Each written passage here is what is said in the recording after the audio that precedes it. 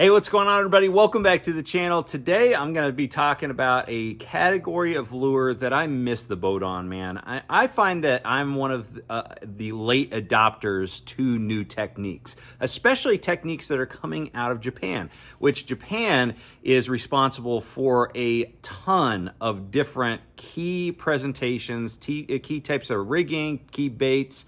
Japan just is a country that innovates, and those anglers just are so, they've got such a attention to detail. I really respect that, but I generally keep things really, really simple. I like to stick with the things that I know, and hence I miss the boat on a lot of different trends that turn out to be big deals. And so the bait that I want to talk about today, or the category of lure that I'm going to be talking about today, is definitely one of those things. There's a bait on the market right now that one of the Japanese anglers, I'm sorry, I forgot his name, I apologize, but he fished at Seminole, and it essentially looked like, I called it the coronavirus bait, because the coronavirus lure, it was like a sugar cube with little dangly things on it. It looked ridiculous. It looked like something microscopic that you'd see under a microscope, but it ended up obviously working. You got a top 10 out of the deal,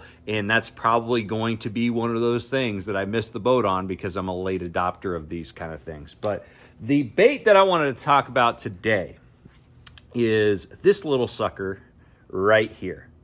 This is a spy bait. So a spy bait is a very, very unique category of lures, but essentially what it is, it almost looks like your traditional topwater, like a devil's horse, but it doesn't float. It actually sinks. It is designed to sink horizontally like this.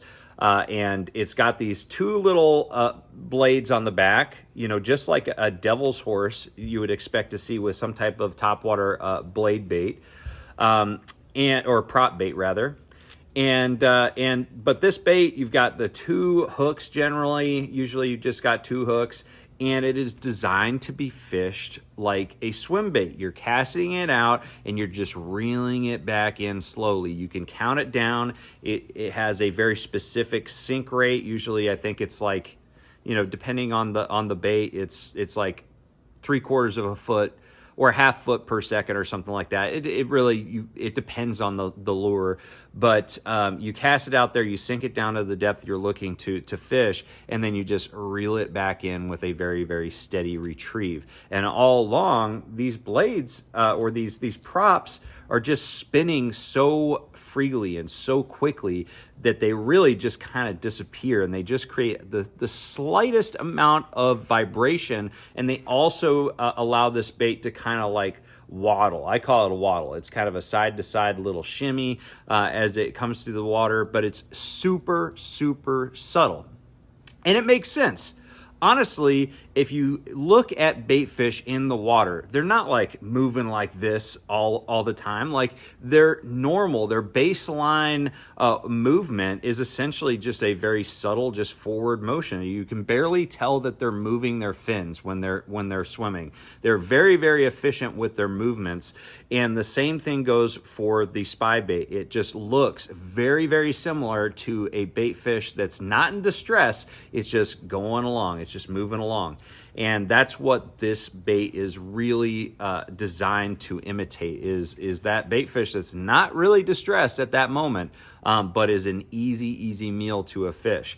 And so some of the situations that this bait has really opened up some doors for me have to do with smallmouth and spotted bass primarily. Now, largemouth will eat a spy bait. There's plenty of guys that are better spy bait fishermen than me, and they love to throw them for big largemouth. But to me, smallmouth and spots are, in particular, tend to feed up. They tend to be looking up, and they're really, really evolved fish for suspending up and feeding throughout the water column above them. For smallmouth, you see it up north. If people are going to Champlain or the Great Lakes, the spy bait is usually going to be a big player. You know, the St. Lawrence River, this is going to be a player pretty much every single time they go there. And also, you know, you go to lakes like Lanier or Smith Lake in Alabama. Those fisheries are really well-known spotted bass fisheries, and this has been a category of bait that has really started to become a very popular technique on those lakes, and I've used them to great success, especially Smith Lake. I've fished multiple events on Smith where this bait right here can catch absolute giant spotted bass, and you're talking about fish that are suspended in 40 or 50 or 60 feet of water, and you bring this 10 foot above their head in that clear water, and they just absolutely annihilate it. And paired with forward-facing sonar, this presentation is a great substitution or for swim bait fishing, or it's just a great presentation overall for being able to target individual fish or a small school of fish. And so some of the key things that are important when fishing a spy bait like this is, number one, it is a finesse presentation. They do make casting versions, so some that are a little bit bigger, a little bit heavier. You can fish them on bait casters. Usually, you know, I've fished them up to with 12-pound test fluorocarbon, but that seems to be the max. Now, again, as we learn more and more about this category of baits, maybe the line choices are going to change, but 12-pound test is what I've used on the casting versions. But honestly, I've had most of my success with the spinning versions like this one, and I've generally just fished very, very light line. 4 and 6 pound test, gold label fluorocarbon is generally what I use, but usually I'm using 6 because a 6 pound test gold label is actually pretty small diameter. You know, real light line is very, very important. This is a very finesse-y technique, and you also want that freedom of movement. You want this bait to be able to kind of have a little bit of a shimmy as it falls, but also on the retrieve as well. And having light line allows for that freedom of movement with this bait. Not to mention, the fish are going to be a little bit skeptical. You know, they may follow this bait for a long distance. You don't want to run the risk of having a fish that is a little bit line shy. So definitely light line, big deal. I like throwing it on medium action, like 7 foot spinning gear. That seems to be the key. And then also very, very clear water. This is a presentation that is a visual type presentation. The fish needs its sense of sight to get excited about eating this bait.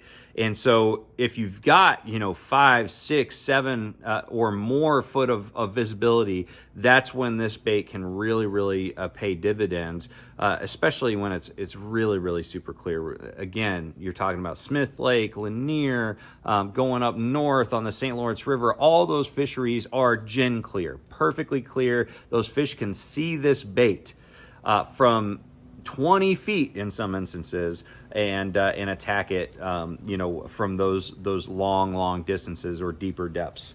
So anyways, guys, those are just some thoughts on this category of bait. The spy baits are definitely a type of bait that I missed the boat on for the first year or two.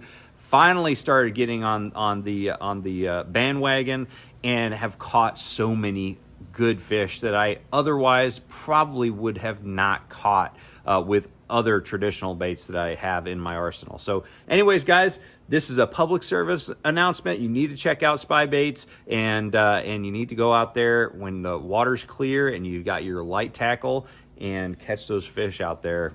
It doesn't matter what species it is, largemouth, smallmouth, spots, but definitely smallmouth and spots especially. Anyways, guys, thank you for watching. Let me know what you think about this topic in the comments section below. Make sure you like, share, subscribe. Trust the process, and I'm going to see you out on the water. Take care.